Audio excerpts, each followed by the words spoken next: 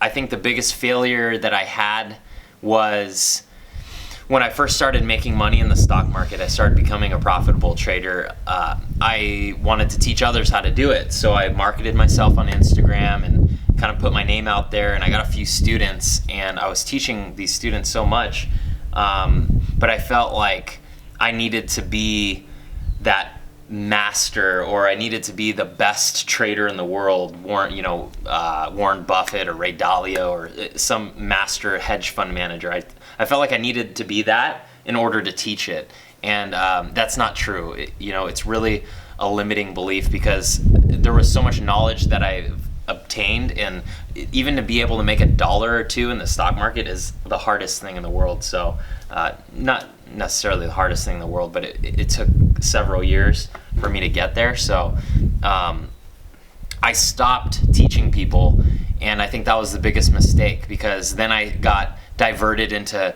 different things. I went back to school, and I took a job that I don't think, I knew that wasn't going to be for me in the long run, but I did it anyways because I wanted to play that safe game.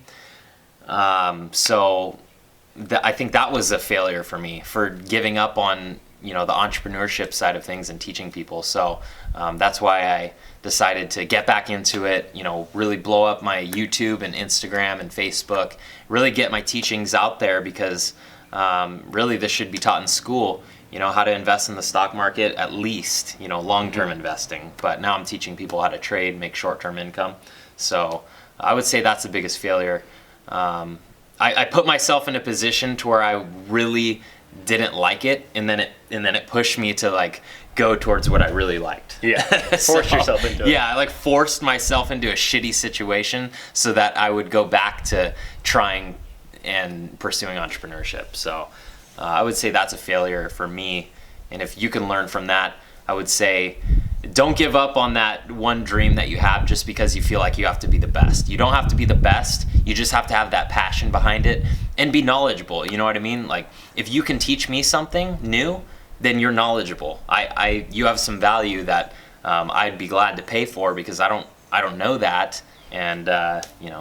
So, I don't know. Yeah. How much I have the same issue of thinking people already know what I know, and I'm sure a lot of people do. Mm-hmm. Assuming it's not a value. I mean, it's simple. A lot of people know that, and they really don't. Mm-hmm. So a lot of people cut themselves short on how much value they actually have. Yeah. And it could be in any aspect. It doesn't have to be business or making money.